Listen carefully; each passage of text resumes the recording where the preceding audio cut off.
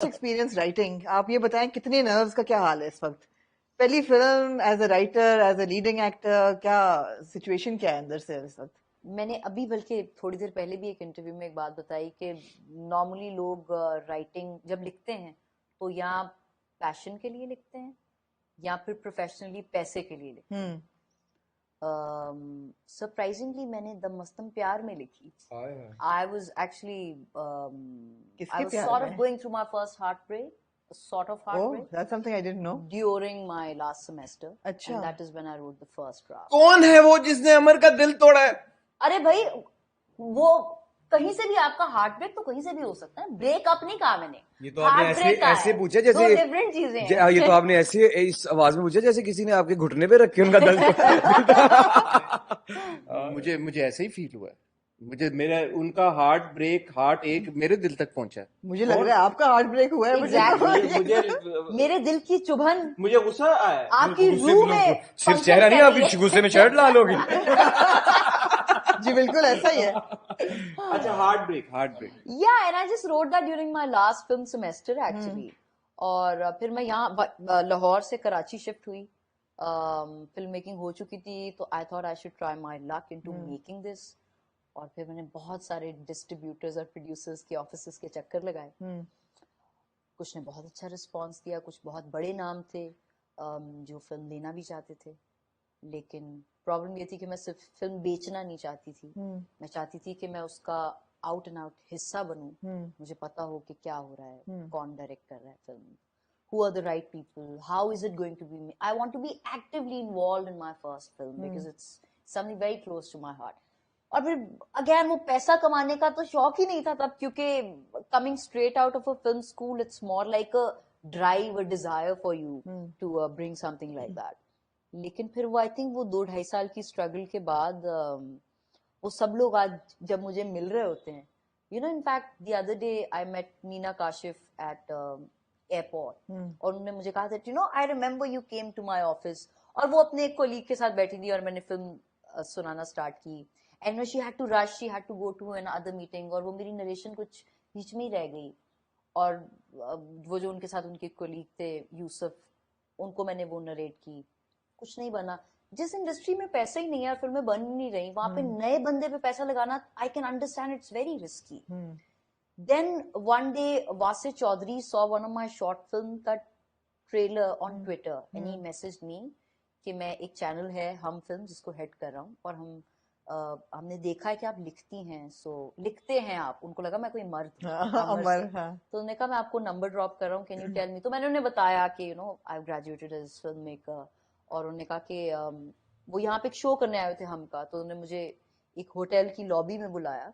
And तो कुछ लोग अच्छे भी होते हैं, अच्छी चीजों के लिए भी होटल लॉबी में बुलाते हैं। तो उन्होंने कहा कि कोई फिल्म लिखी हुई है। ये तो बात कहीं से कहीं निकल जाएगी अगर रोक दिया जाए आपको। अच्छी चीज है, पॉजिटिव चीजें भी हमें वो देनी चाहिए। तो उन्होंने कहा कि आपने फिल्म कोई लिखी हुई है, क्योंकि मैंने आपके कुछ जुमले सुने तो मुझे बड़े क्लिक किए उस शॉर्ट फिल्म के जुमले।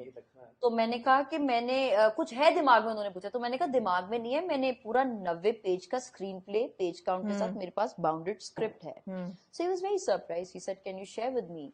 और तब मुझे कुछ नहीं पता था कि कोई This is Vasit Chaudhary you're talking about? Yes. He was heading Hum Films? Yes, in 2017. अच्छा, nice. 16-17. I didn't know. We didn't know that. I didn't know that. Yeah. मेरे ख्याल उस वक्त में कुछ इतना काम हुआ भी नहीं जब वो थे। हाँ, तो ऑब्वियसली क्योंकि उसके उस दिनों फिल्में शायद कम बन रही थी। तो खैर उसके बाद उन्होंने कहा कि you no I can connect you to people because he read the whole screenplay and he said that, you know, I think you should be actively writing. उस वक्त मैंने एक्टिंग नहीं स्टार्ट की। राइट। तो उन्होंने कहा कि मैं कल एक साहब हैं, हुमायूं सईद उनका नाम है, और उनकी कॉल आपको आएगी और वो फिल्मों की तलाश में है, नदीम और हुमायूं। तो उनसे जाके मिलिए और उन्हें अपनी चीजें बताइए, ये फिल्म हम करना चाहते हैं। तो वो खैर you know at times things don't get done because of a few things. फिर क्या हुआ? And then I went to नहीं, मुझे बड़ी इंटरेस्टिंग लग रही है। मैंने कभी शेयर नहीं, मुझे नहीं पता, ये मैंने आज तक कभी शेयर नहीं की। I went to Humayun Said's house. It was a very warm welcome. Nadeem was there, Humayun was there. इसी तरह एक सोफे दो आमने सामने थे और उन्होंने कुछ मेरे बारे में पूछा, चीजें ये वो सारा. तो उन्होंने कहा वासे ने आपकी बहुत तारीफ की है, तो क्या है कुछ कुछ सुनाएं पास. और मैं शुरू हुई और मैं 2.5 घंटे तक सुनाती रही. And I think by the end of that And this was again the Mastam उसका आपने. नाम पहले इश्क टॉकीज था. But same film. Yeah, the same film. And they want to make it. But बड़ी बात है again, यार, बड़ी बात है. बड़ी क्या बात बात है कि है? जो आपने अभी बात कही कि Absolutely. एक नए फिल्म मेकर पे कोई क्यों पैसा, अगर उन्होंने उसी वक्त बिल्कुल. कहते बड़ी Absolutely. तो हुआ क्या फिर? क्यों हुमायूं ने नहीं बनाई? अच्छा नहीं, उस वक्त क्योंकि हुमायूं एक और फिल्म को लेके जा रहे थे आगे. उनके पास 2 और फिल्म थी इनफैक्ट, एक नहीं थी. तो एक मुझे ये भी नहीं पता था कि वो कब बनेगी कब नहीं बनेगी. दूसरा it was very close to my heart. I want to make it myself. And क्योंकि वो 2 पहले फिल्मों को और भी बना रहे थे, तो मैंने उनको उसी वक्त कहा कि ये रहने दें. ये तो वासे ने मेरे से पूछा तो मैंने उनको सुना दी ये कहानी. ये मुझे खुद बनानी है शुरू से. So I can write another script for you. और वो और बड़ी in तारीफ fact, करते हैं आपकी गैर मौजूदगी में. हुमायूं भाई ने आपकी राइटिंग की बड़ा सीरियसली लेते हैं in हमारी fact, writing. I think inshallah in near future you will be seeing my film with them also. क्योंकि मैंने एक और फिल्म उनके लिए फिर लिखना लिख start देखिए ना, बात यहाँ तक मैं भाई इसका तो मुझे बात यहाँ तक मैं आपको लाना चाह रहा था कि लड़की एपिसोड को बताने का मकसद ये है कि एज अ फिल्म ग्रेजुएट मुझे मेरे बहुत से जो अभी स्टूडेंट्स ऑलरेडी इनरोल्ड हैं, क्लासेस ले रहे हैं, कोर्सेज ले रहे हैं, वो पूछते हैं कि do you think it helps, do you think graduate होने के बाद इंसान को इस तरह से चांस मिल जाता है या ये फ्लूक है. मुझे ऐसा लगता है कि जब आप कोशिश करें और आपकी नीयत हो और आपके पास बाउंडेड चीजें हों and you show your seriousness, you just don't talk. The problem in this country is we all talk. Nobody sits, nobody listens, nobody writes. Writing आपको एटलीस्ट 1 साल तो चाहिए घर बैठ के एक फिल्म लिखने के लिए, और वो 1 साल किसी के पास है नहीं. तो जब आप किसी चीज पे इतना पैशनेटली इन्वेस्ट करते हैं, वो शायद 6 साल बाद हो, वो होती जरूर है. इन सबको बताने का मकसद ये था कि जब मैं इंडस्ट्री में आई तो these were the people who hadn't seen my Instagram पे मेरे 400 फॉलोअर्स होंगे. एक्टिंग मैंने स्टार्ट नहीं की थी, सिर्फ एक फिल्म ग्रेजुएट थी, कुछ शॉर्ट फिल्म्स थी जिनका एक सीवी मेरे पास था, but they welcomed me, they believed in me, तो अमर, and they listened to my narration for 3 bloody hours that I wasn't stopping. So it's huge. आपने कहा कि हार्ट ब्रेक के बाद आपने ये फिल्म लिखी, तो इसमें क्या ऑटोबायोग्राफिकल एलिमेंट्स भी हैं?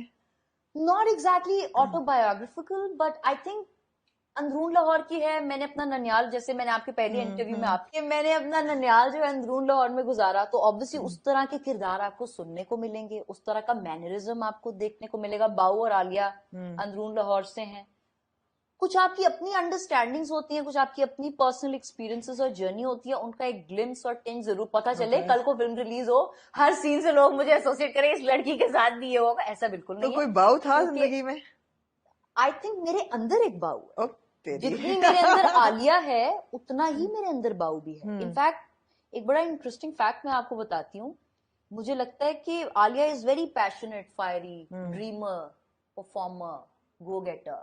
वो तो मैं हूँ, लेकिन प्यार में अगर मुझे कोई चीज रोक ले तो शायद I can sacrifice it all. So I have that बाऊ also.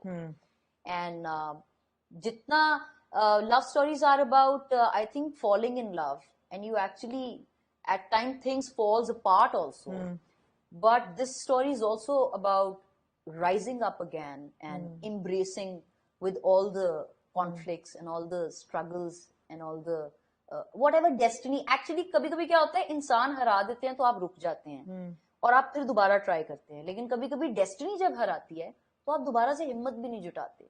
So I think it's a very good simple yet chaotic take on love, जो कि शायद आपको इतना ट्रेलर में, अक्सर लोग कहते हैं कि ट्रेलर में तो आपने सब कुछ बता दिया. मुझे ऐसा लगता है हमने ट्रेलर